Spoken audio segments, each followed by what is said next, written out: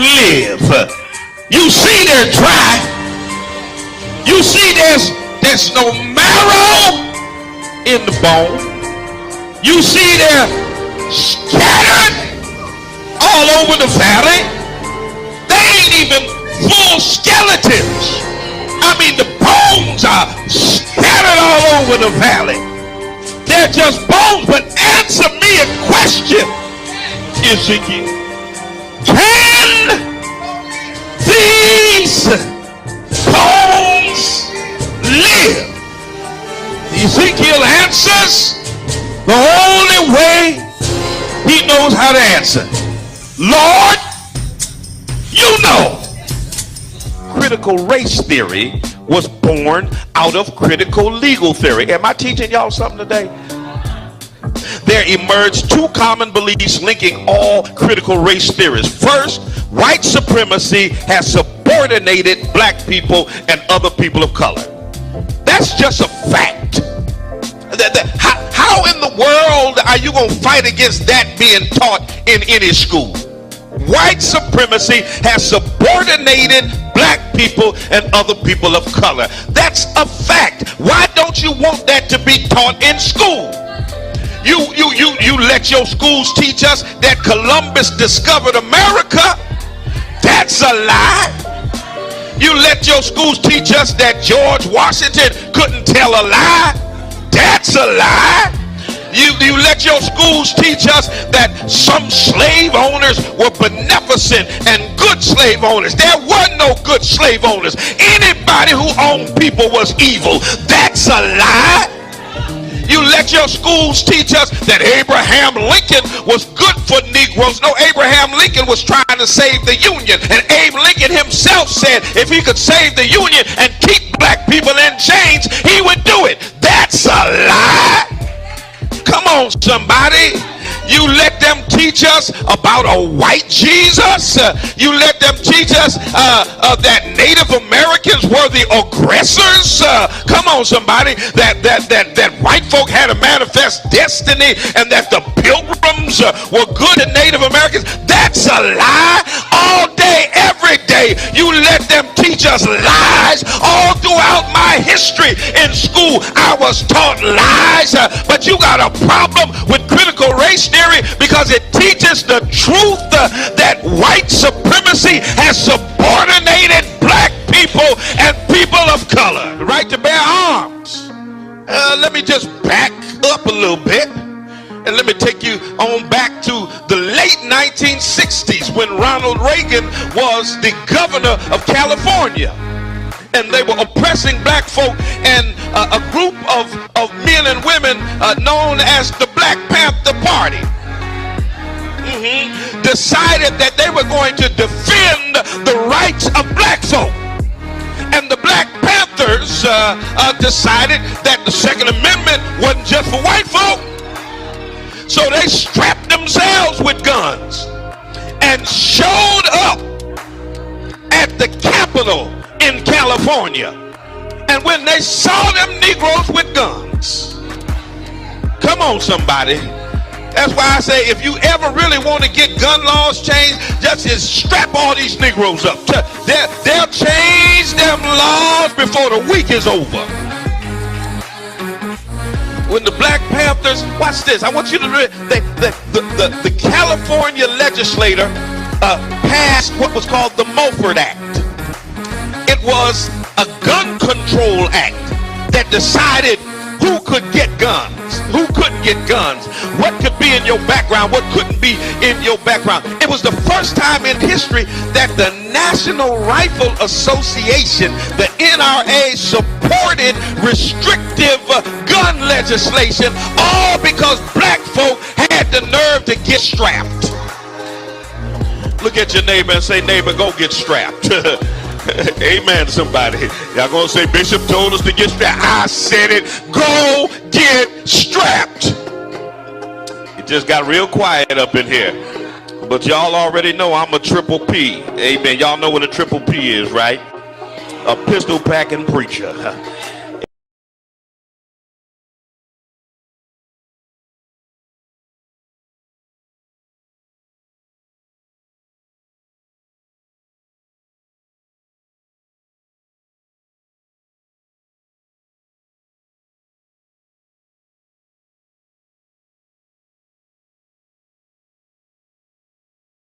Hey,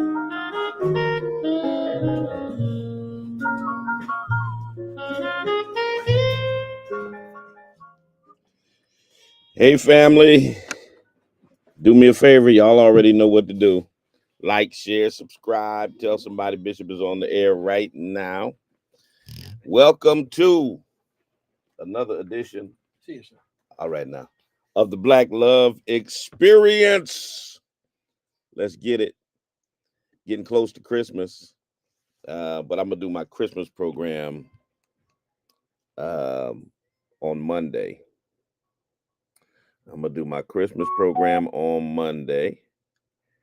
Because I get to get before you guys one more time before Christmas gets here. Jazz playing in the background, can't play it on Facebook because they be tripping. So you already know what to do if you want to hear it. Where to go?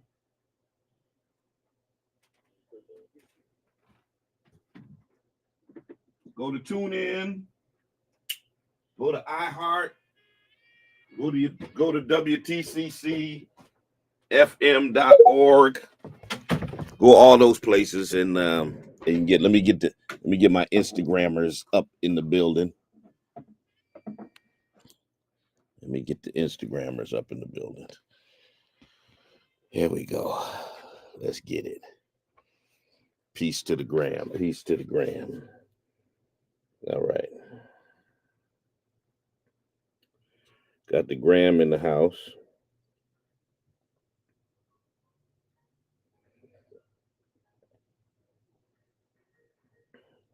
So we ready to rock and roll.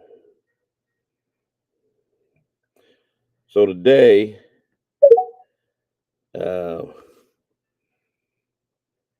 I'm dealing with, our non-melanated friends out there. They mad with Caitlyn Clark, man. What happened was that they mad at Caitlyn Clark, man. But they are. They mad for real, for real.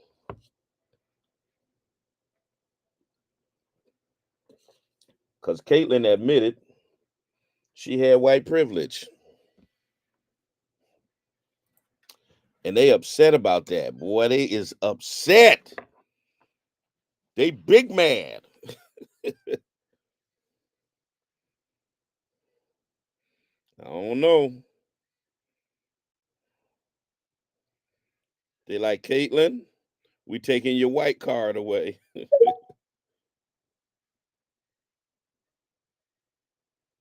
We is snatching your white card. You can't be out here talking about, good morning, lovely Lisa. You can't be out here talking about white privilege. That's forbidden. Tell somebody we on the air right now.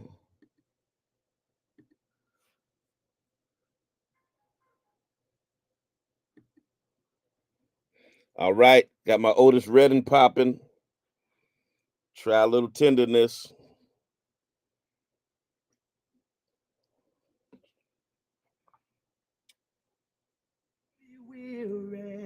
Them young girls, they do get weary.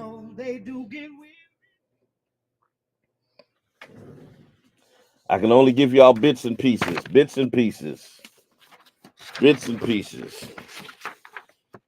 Let me see what's happening here. Got a couple things to announce.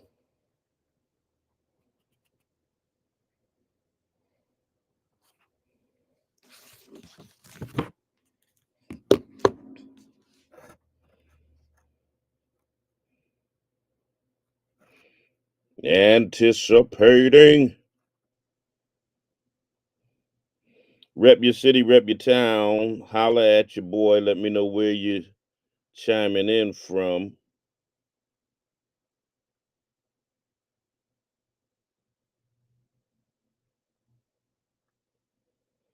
Try a little tenderness.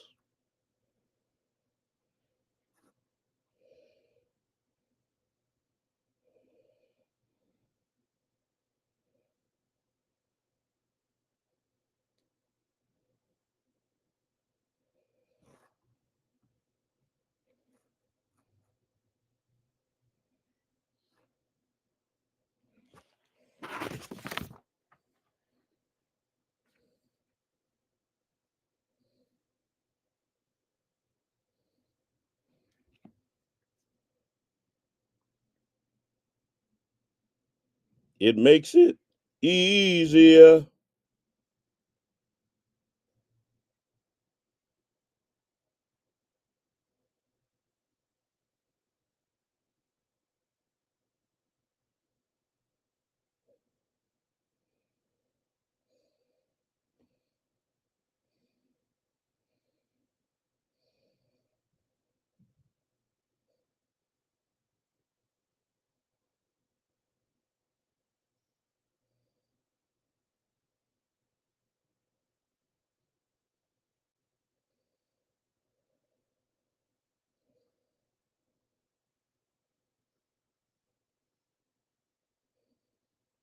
Don't tease her.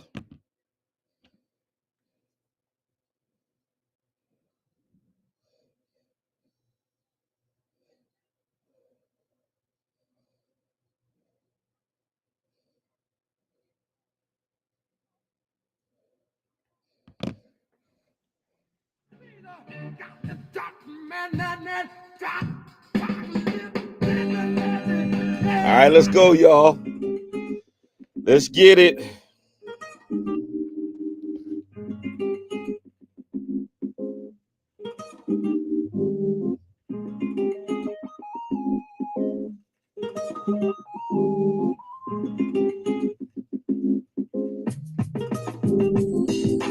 Talk to me.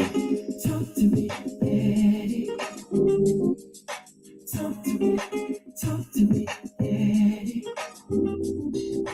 Talk to me, talk to me, Daddy.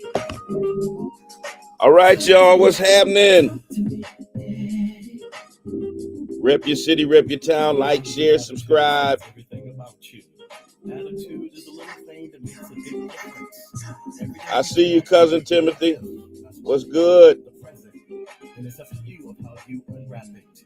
I see you, Fraternal from Arizona. Is a gift. So don't let the pain of What's your good past with you? bleed into your present and poison your future. Stop replaying the movie. Why did this happen to me? When it's done with you, be done. Be done with it. If it seems like you keep running into pigeons, it's an indication You're flying too low. So set your sights a little higher. Remember, eagles fly by themselves. If you can see the invisible, you can do the impossible. Allow your challenges to be a stepping stone to propel you into new possibilities. So be discontent with your past accomplishment. You're only as 90.7 WTCC. Good morning. Welcome to the Black Love Experience. I'm your host, Bishop Talbert Swan.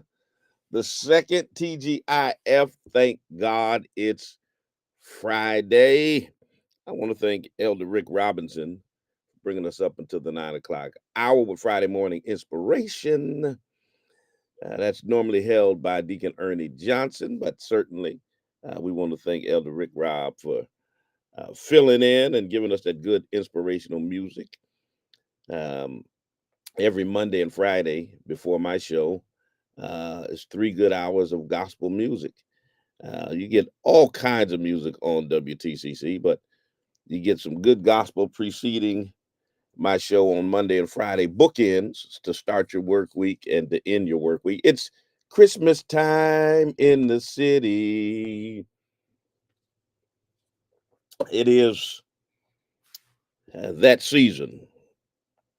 A lot of stuff going on. I'm gonna do my Christmas show on Monday, y'all. So y'all tune in on Monday to the spoken word, and we'll give our Christmas shout outs and all that good stuff on Monday. That'll be a couple of days before Christmas. We'll play some Christmas music.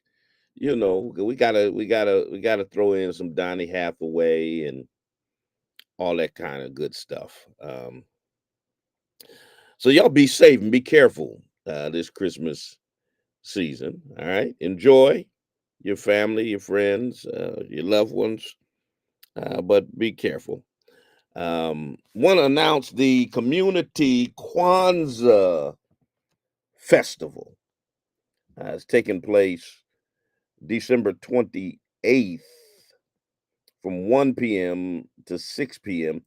at the UMass Henry Thomas Center down at Tower Square, 1500 Main Street. Now, there are going to be vendors, poets, authors, dancers, musicians, all kinds of good stuff is going to be happening out there. Contact Sister Ayana Crawford, who is the coordinator, for more information. 413-886-9089. 413-886-9089. Sponsored by the Kwanzaa Collective, the Greater Springfield NAACP, AC Consulting and Media, the Flimsy Quill, Cultural Connections, and co-sponsored by Mocha. So Community Kwanzaa Festival is happening 12/28. That's Saturday of next week. So come on out and be supportive. All right. Today, I'm confused. We spent the whole WNBA season going back and forth with who I called the Caitlyn Clark clan, the KKK. A bunch of racists who never watched the WNBA ever before in their life, who started watching because Caitlyn Clark came on, and they started trolling all of the black players and making death threats against black players, and just pure D craziness.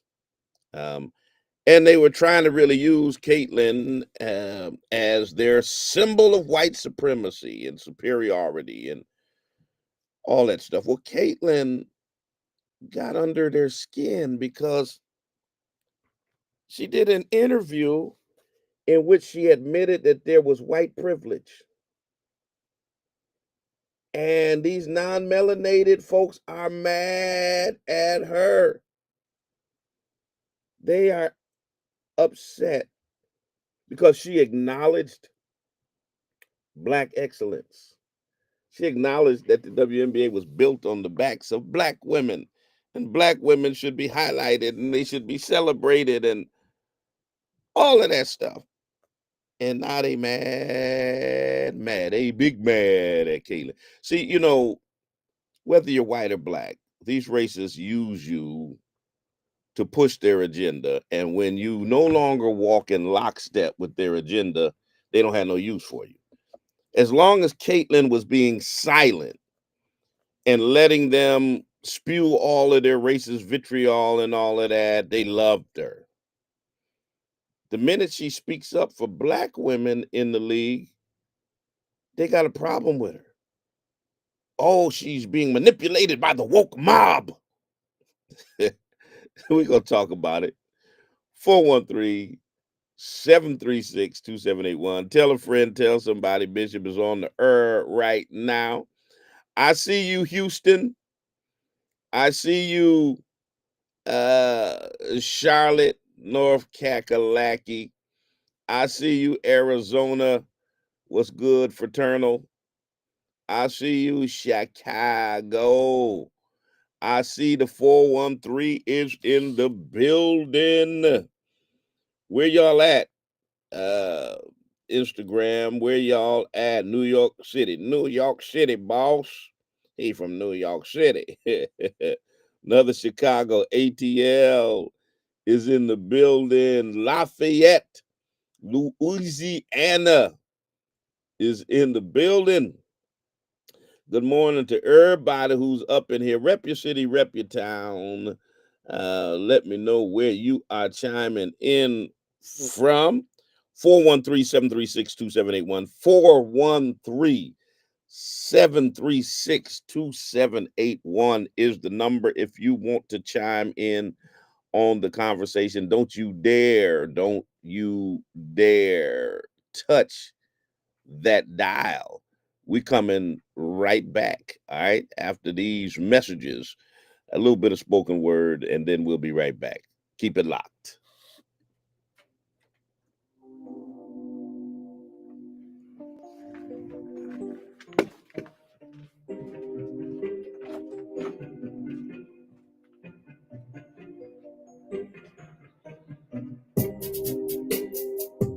say you sold out because black women are loud and crass. What? And your precious white woman is the epitome of class? Are you so blind that you cannot see? That pale girl child ain't got nothing on me. For hundreds of years we have stood by your side, accepted your flaws and allowed you your pride, bore your children and cleaned up your mess, satisfied your lust and always Settle for less. We have stayed in the background and allowed You to lead. trusting in your strength and ability to succeed, never getting the praise and credit We deserve. but having the courage, the will, and the nerve, for being the backbone that has kept it together for you and our children in All kinds of weather. And now suddenly you say we're not good enough for you. We forced you to sell out because of the things we did. Well, where was that white woman when that white man you hate was cracking the whip? In the boardroom, the warehouse, and on the slave ship. She stood by his side and didn't say a word, waiting for her own chance to rule and be heard. And now it's her you turn to and treat like a queen? And me and my sisters you choose to demean? Well, hold on. Hold up, wait a minute, and stop the damn bus. Because there are a few things I need to remind you about us. Listen up. A more beautiful creature God never made than an African woman, no matter her shade. High, yellow, red bone, or Cocoa Brown. we are more than worthy of wearing a crown. Ebony, mocha, or black as the night. It is we who have always shared in your plight. We are passionate, spiritual, loving, and kind. A more generous heart you'll never find. Never Than find. the one that beats inside the body of a Nubian, Of a Nubian queen. hardest working, loving, giving woman you've ever seen. For we give and forgive until there's little left. Then we're forced to put up our guard to avoid your theft. The theft of our hearts and our trust, the very nature of our soul, by our so-called brothers who are just playing Playing a role. And you wonder why some of us act as we do? Take a look in the mirror, because the answer is you. It's not enough that the white man has always tried to keep us down, but our own men act as though they'd love to see us drown. And white women have never invited us to join their equal rights struggle. So we're out here alone with a million things We juggle. raising the children that black men leave behind and dealing with the racism of Hey, Jeanette. Damn, it's no wonder some of us are loud. Hell, we're just trying to be heard. What's happening, In a my world where sister? everyone, including our men, ignore our every word. Where are the brothers who understand a black woman's worth? Right here, who will protect and stand by us, for we are the salt of this earth. We birthed you, raised you, and showered you with love. It was we who taught you to love the creator above us. We gave you all we had and taught you to be men.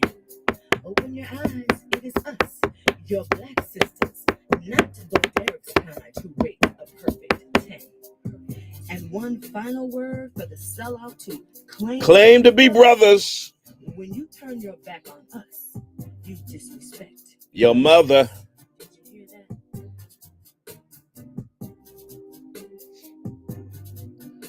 This is a response. To the sellout.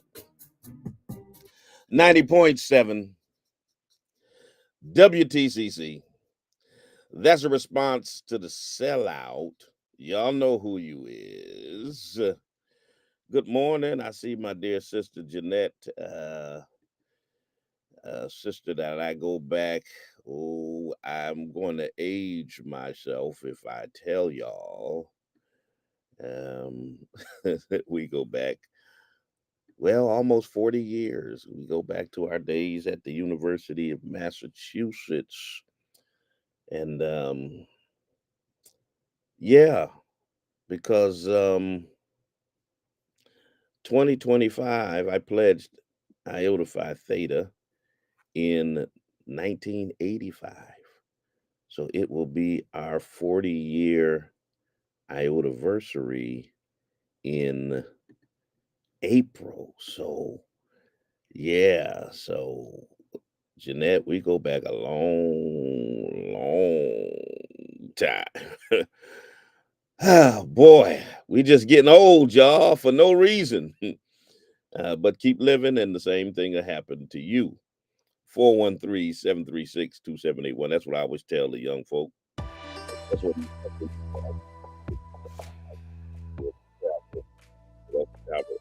always. Oh man, all of I had the best old man. Now people tell him on me. But one thing he used to always say is, just keep living. Just keep living.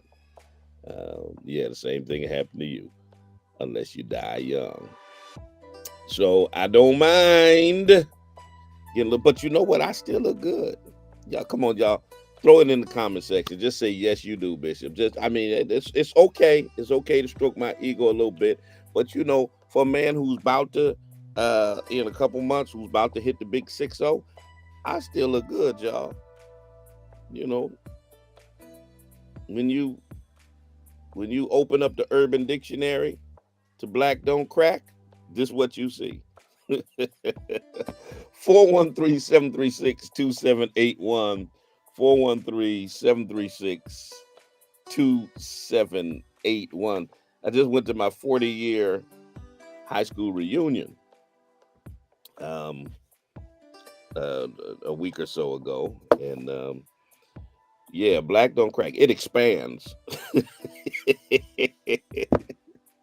You know, it get a little bigger, but it don't crack. 413-736-2781 is the number here. If you want to chime in on the conversation. So y'all know the whole rivalry that happened with LSU and Iowa, Caitlyn Clark, Angel Reese,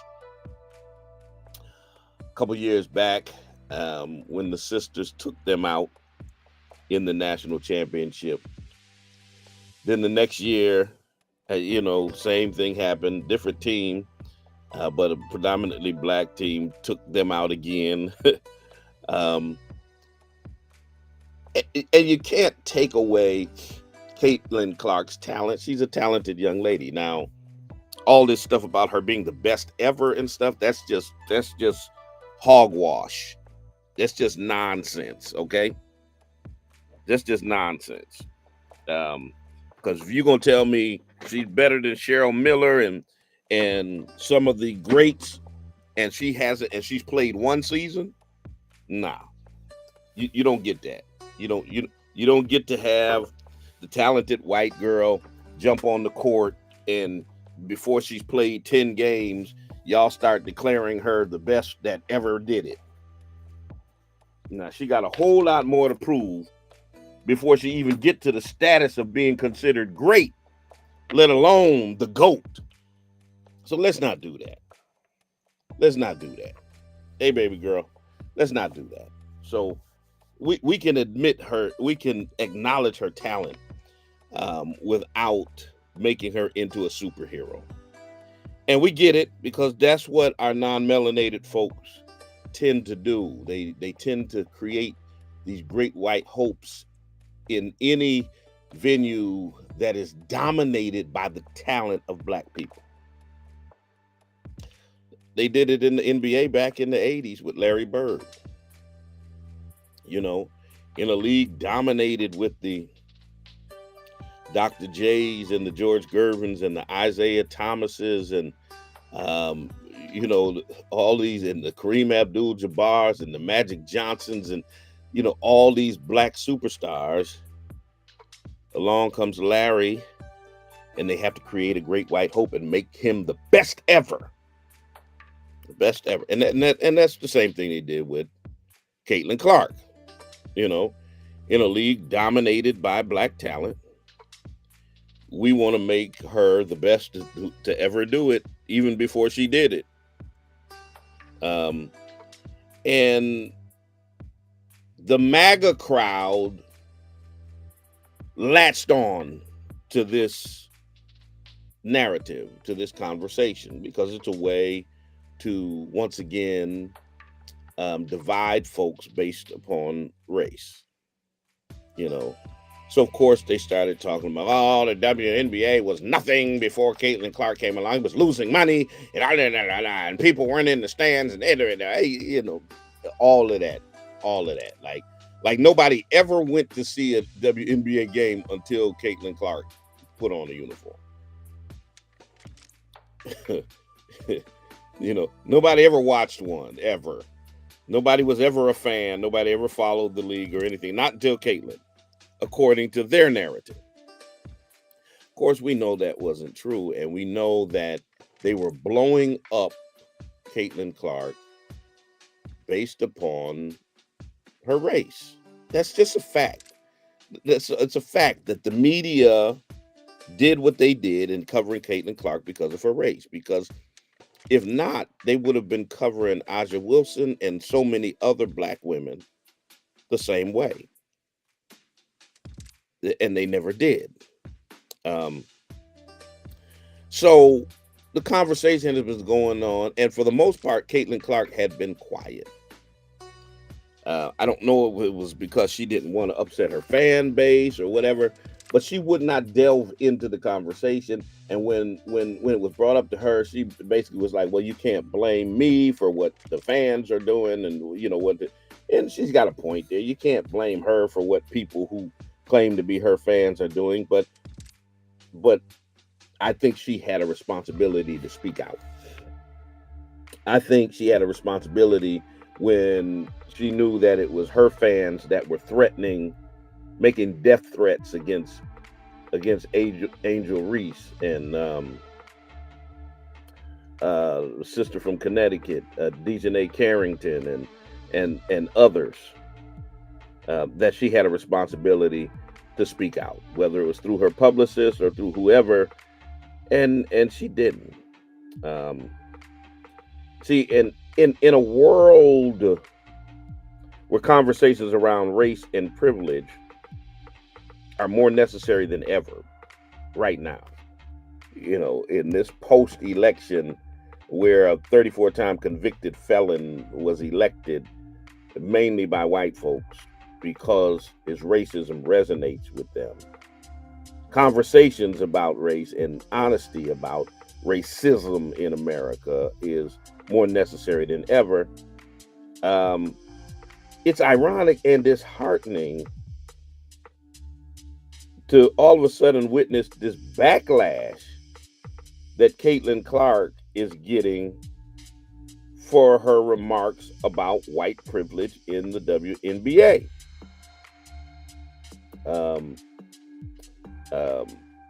Caitlyn was named by Time Magazine as their 2024 Athlete of the Year.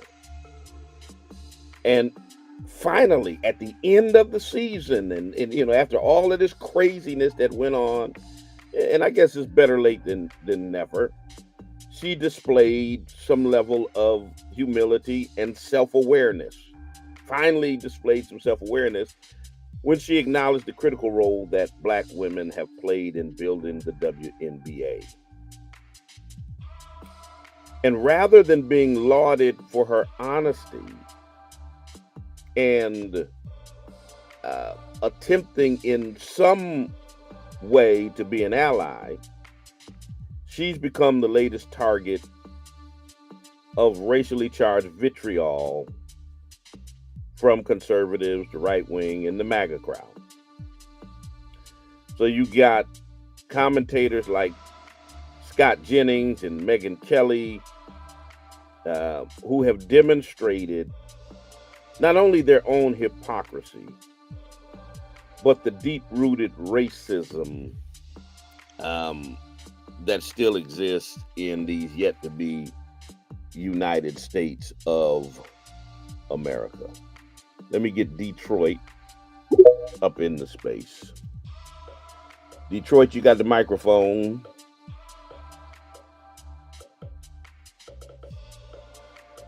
Detroit, going once. Detroit going twice. All right, y'all got to speak up. 413-736-2781. is the number if you want to call in. But if you put your request in, once I click it, you gotta, get out your coffee and out the TV and and be ready to talk. Um, Good morning, caller. You're on the air. Okay, now they hanging up on me on. All right, y'all. All right, now I got no problem talking for the whole show without engaging y'all. If y'all gonna be hanging up the phone on me. 413-736-2781. So let's be clear. Caitlyn Clark's statements, the ones that she recently made, they were not an attack on anybody. What they've been accusing her of is saying she's attacking white people, and they're saying it's amazing how people who have spent 400 years subjugating other folks are so sensitive. But she's been accused of attacking white folks, and she's been accused of apologizing for being white. That's what Megyn Kelly said. She was apologizing for being white. She was not apologizing. Acknowledging the contributions of black people is not apologizing for being white. And she never diminished her own achievements. She said she earned them. But she placed her success. And so obviously somebody has been talking to her, because this is a marked difference from where she was during the season. She placed her success within a broader historical context of a league that owes much of its growth and its resilience to the extraordinary efforts of black women. So her comments were actually an act of grace, acknowledging the systemic inequities that have disproportionately benefited white athletes like herself, even as black players laid the foundation of the league through their talents and their perseverance.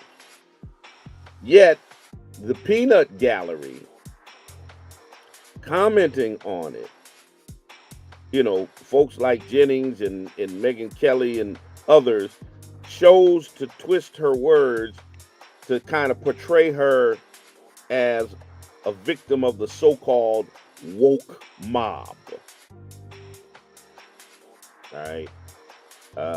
Jennings went so far as to completely summarily dismiss the legacy of black women in the WNBA by talking about the league's financial struggles,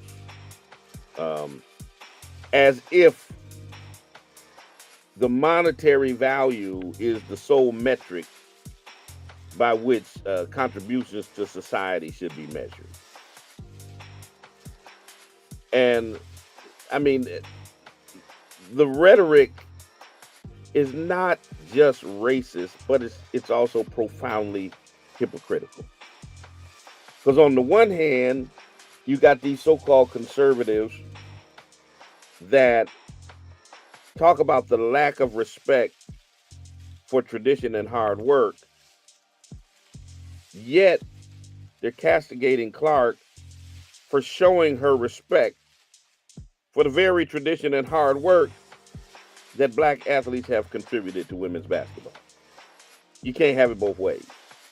You can't talk about hard work, perseverance, tradition, all that stuff, and when she acknowledges the hard work of black women, then you in your feelings.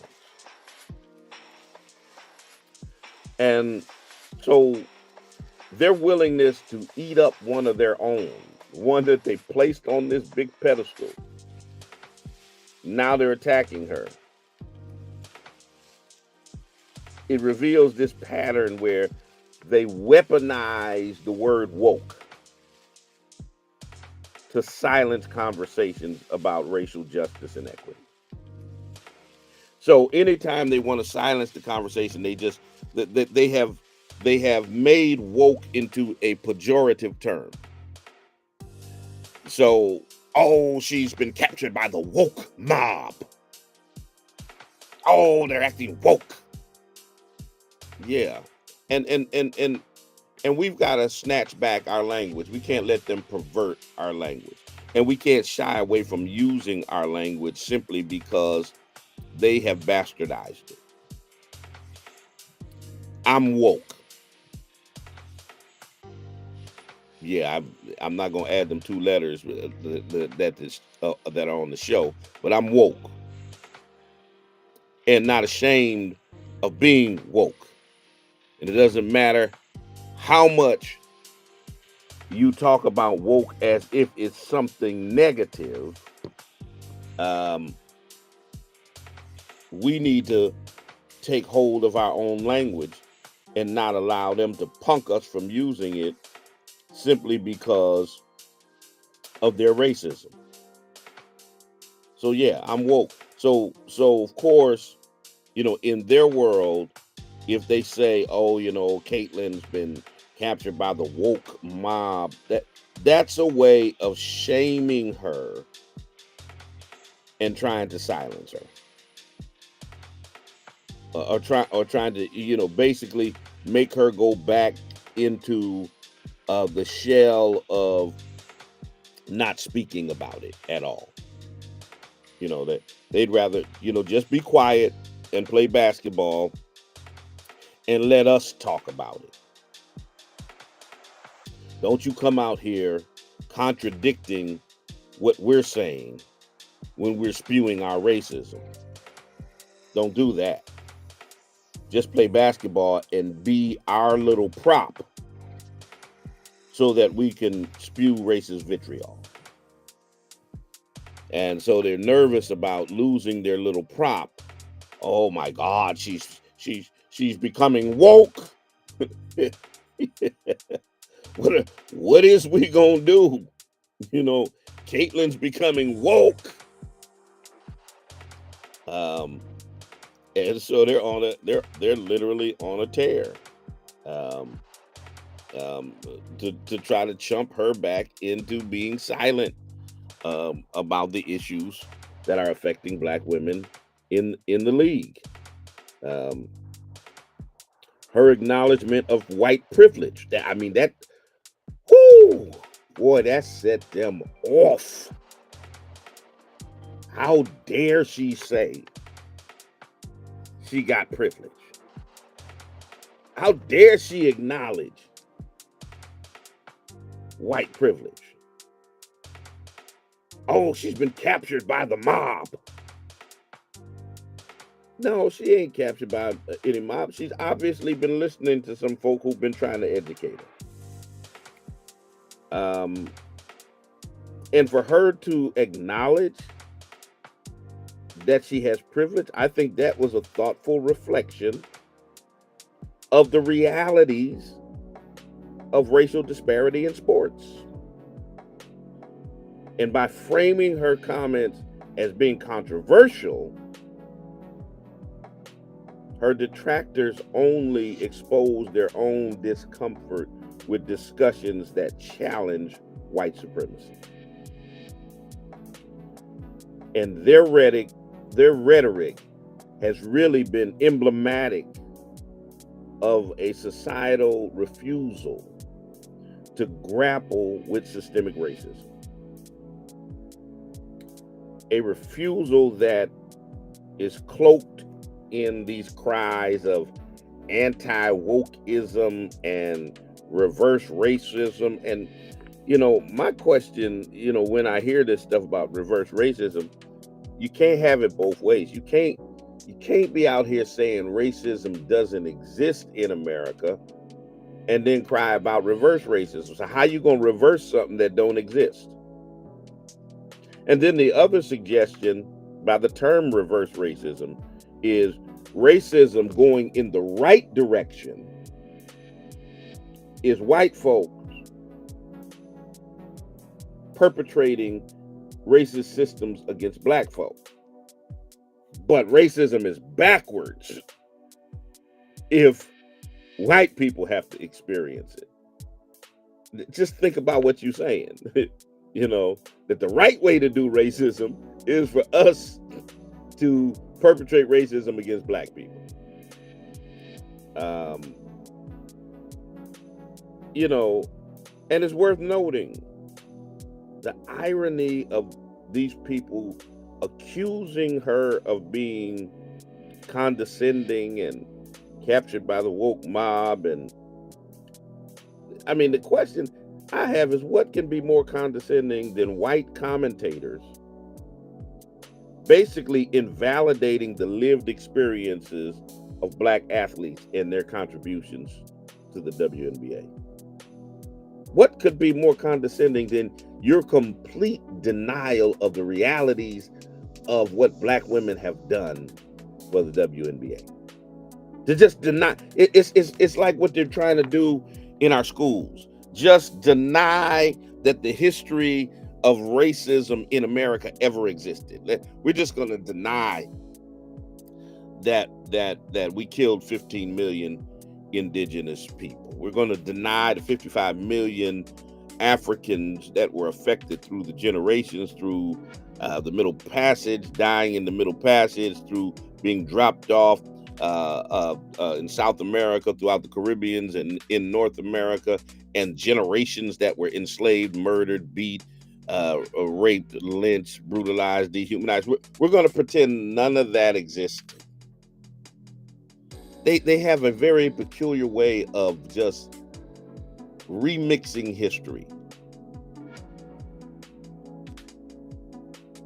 How condescending can it be to not admit in the 25-year history of the WNBA, the predominant force that has built the league has been black women? I mean, just why is that so difficult to admit? Why?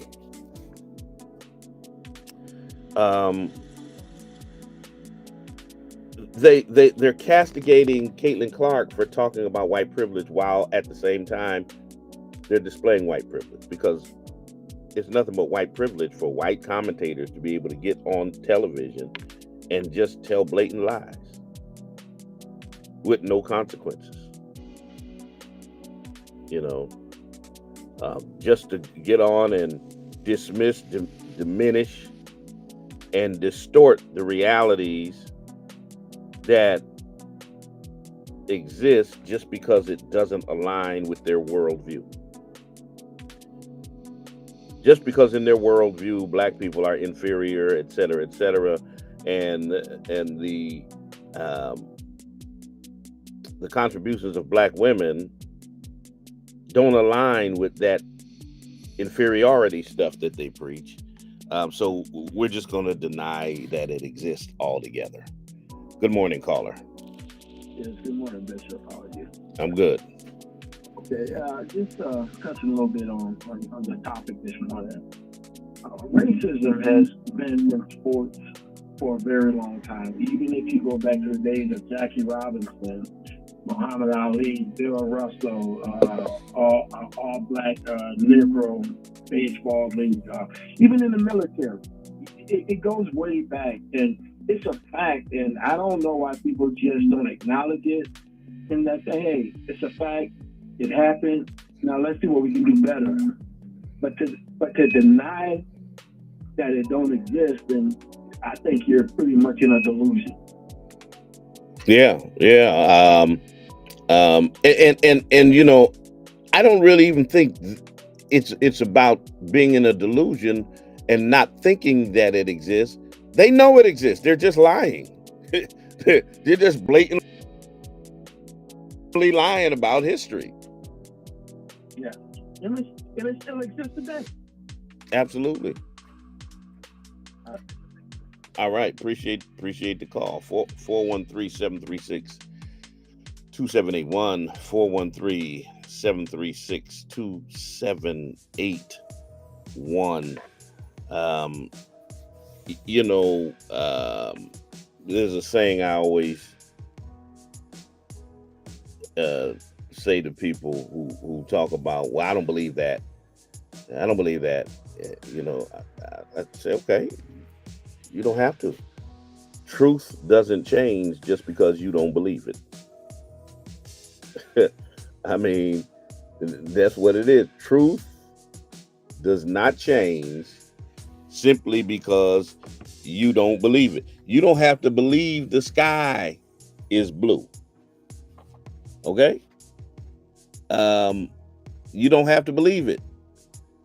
That don't mean it ain't. Good morning, caller. You're on the air. Yeah, good morning, Bishop. I enjoy the NBA, the WNBA. I enjoy women's college basketball too. One of the things also needs to be acknowledged is the fact that it was white NBA owners who subsidized a failing league for 25 years. What does that have to do with the talent of the women in the league? It doesn't have really anything to do with the talent, but it just goes to show you how is it racist if it was white billionaire owners subsidizing a failing league. So it's not racist when you don't acknowledge the contributions and the talents of black players who have dominated the WNBA just because the owners are white. That means you can That means you can wait. That means you can dismiss the contributions of the black women in the league just because the owners are white. I didn't say I was dismissing the Well, you said how can it be racist? How can it be? It white NBA owners. That wasn't the conversation. The conversation wasn't who owns the league. You interjected. You interjected that into the conversation because you wanted to be dismissive of what I was talking about, and then deflect and change the subject to the white men that paid for the league. Not at all. It's just part of the conversation that you choose to ignore. No, just like part of the conversation you continually choose to ignore is the blood, sweat, tears, and labor of black people that built this nation so that white men in a system of white supremacy could become millionaires and billionaires and own basketball teams and pay for the league. What about that? We're talking about the WNBA. Yeah, and we're talking about the talent of the black women in the WNBA. We ain't talking about white men who are millionaires who own the league, which you tried to interject in the conversation that had nothing to do with what we were talking about. But I get it. I understand when all else fails, change the subject.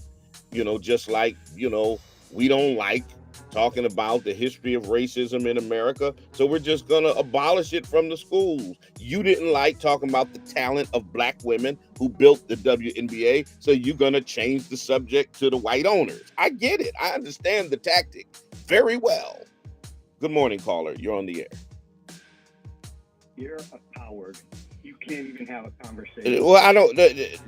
Goodbye, punk. Choosing not to entertain foolishness is not cowardice. That's brilliance. See, the problem with white boys like you is you get frustrated, which is why you called back. You get frustrated when you can't control a black man.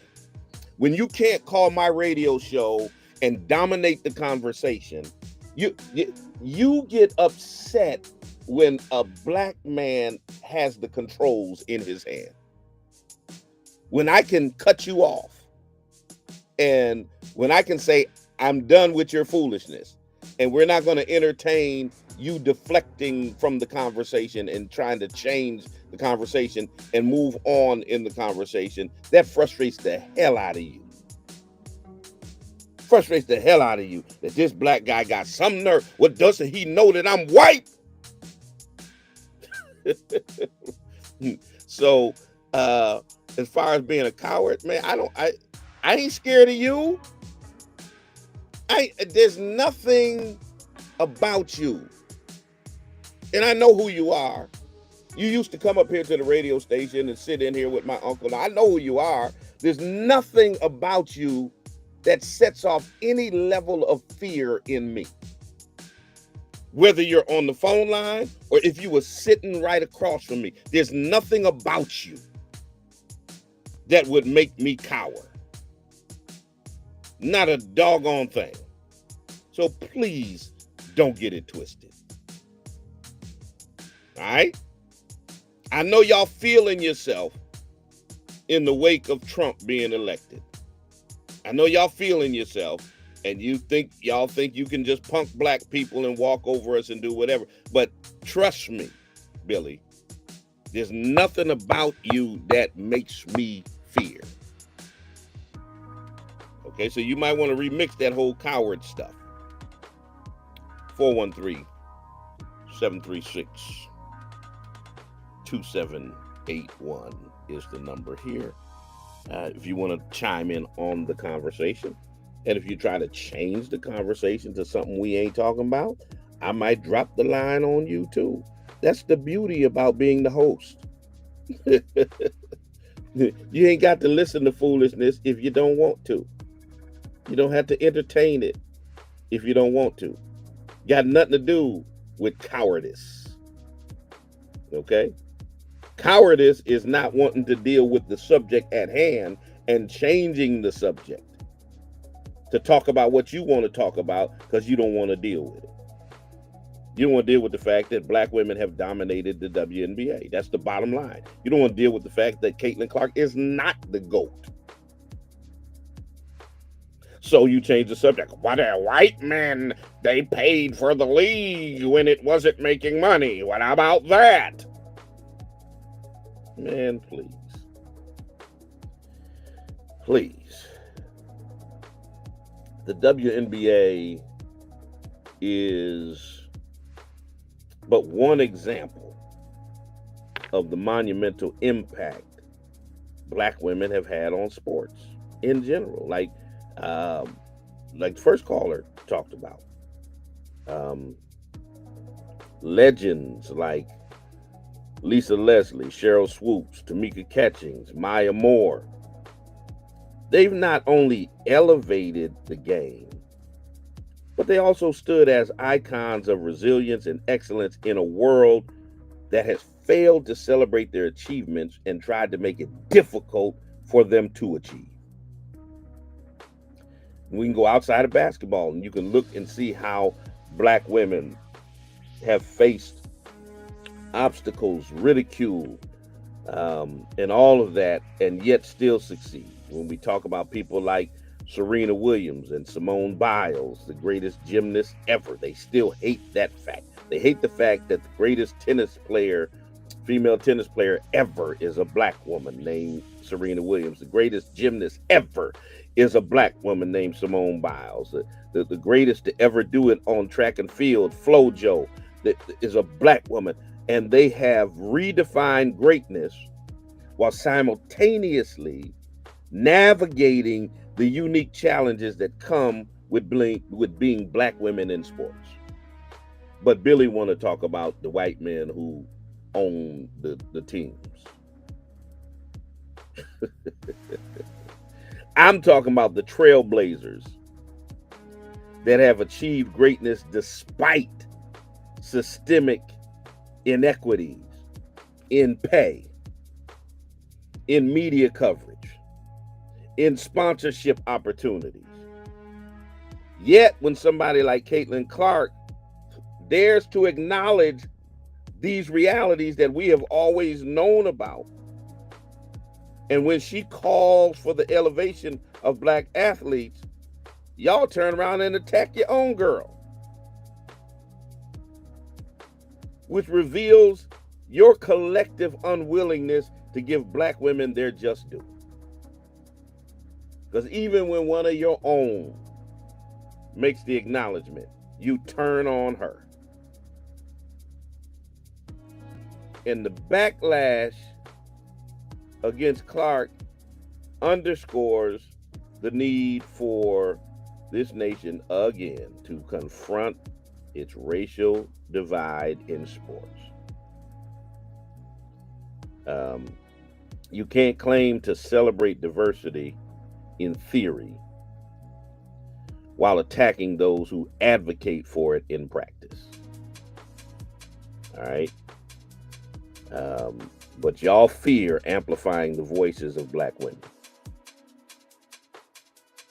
who deserve equitable recognition. They deserve coverage. They deserve sponsorship opportunity. Caitlyn hadn't played a day in the league and she was getting a signature sneaker. Aja Wilson finally got one, even though she has been MVP of the league multiple times, won multiple championships. And finally, she got one. She had to work to earn it, but the white girl got it walking in the league because of white privilege. Not because she earned it, because of white privilege. And she acknowledges that. And y'all mad because she's acknowledging the privilege that she had. Y'all mad. Y'all mad. And you're upset because we're challenging your racist narratives. We're challenging y'all weaponizing the term woke so you can discredit conversations about race and privilege. You're upset. And I get it.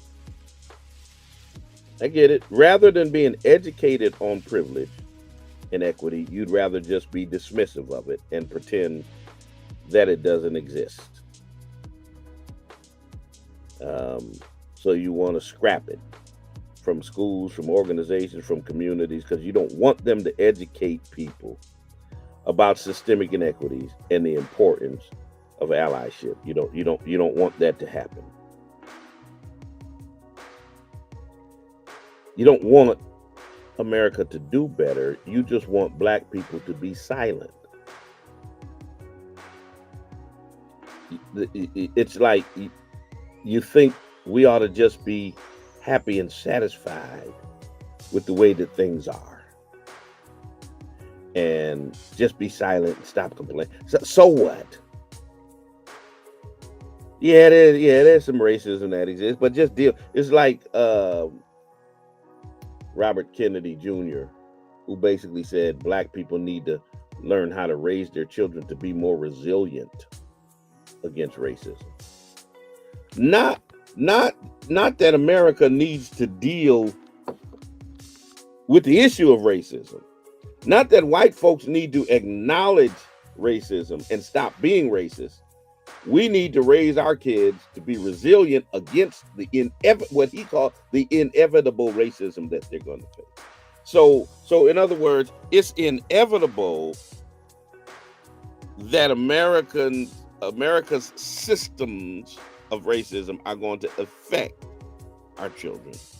It's inevitable that racist people are going to have influence in some way, shape, or form in the lives of our children.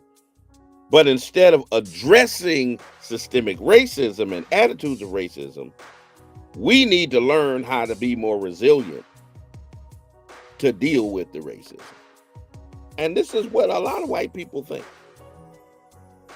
Just be more resilient so you don't complain about it. We don't want to hear you complaining about, being affected by racism. You got to learn how to have a thick skin. So when you have to deal with racism, we don't have to hear about it.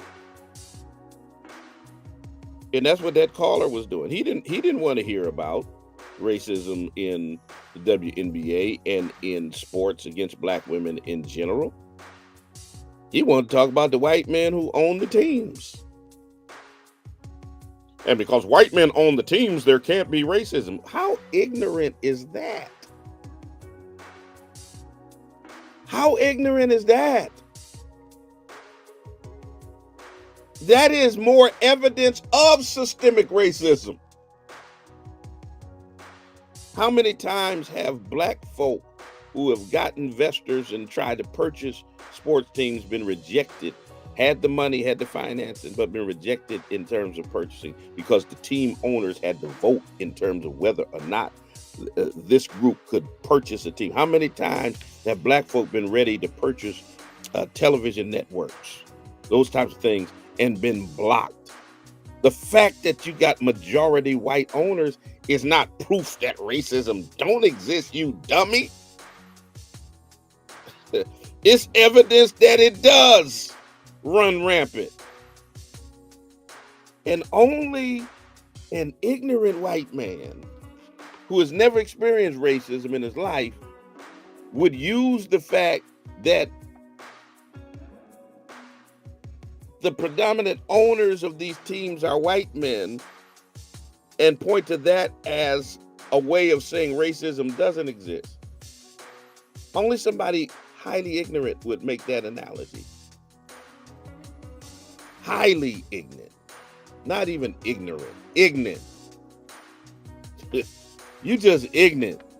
Anyway, I gotta move out the way. Mid-morning jazz is coming up next. Yeah, that ignorant man kind of set me off a little bit, y'all. Once again, the Community Kwanzaa Festival is coming up on the 28th, and you would be all right. You're it. You're the last caller. What's on your mind? Okay, you don't want. Hello. All right. I think that might have been Billy again. I think that might have been Billy upset. Anyway, Kwanzaa is coming up 12/28 at the UMass Center downtown in Tower Square. You definitely want to be there.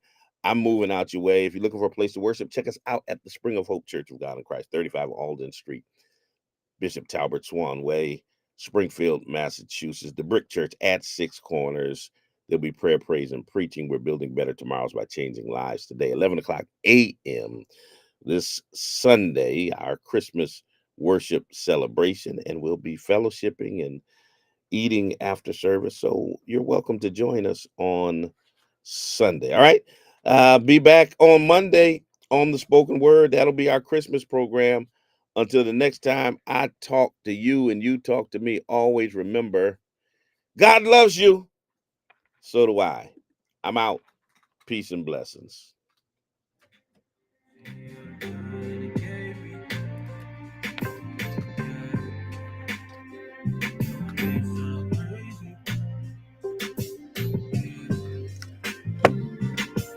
Yeah. This one is for all the brothers that passed, but more particularly one because it affected me drastically. I remember my sister gave me the call and I was Good morning. In fact, you felt the farthest from reality. She seen somebody post on IG with his name and I said that was the same friend I had since the 7th grade. She said I'ma call her sister and double check and call me back, said he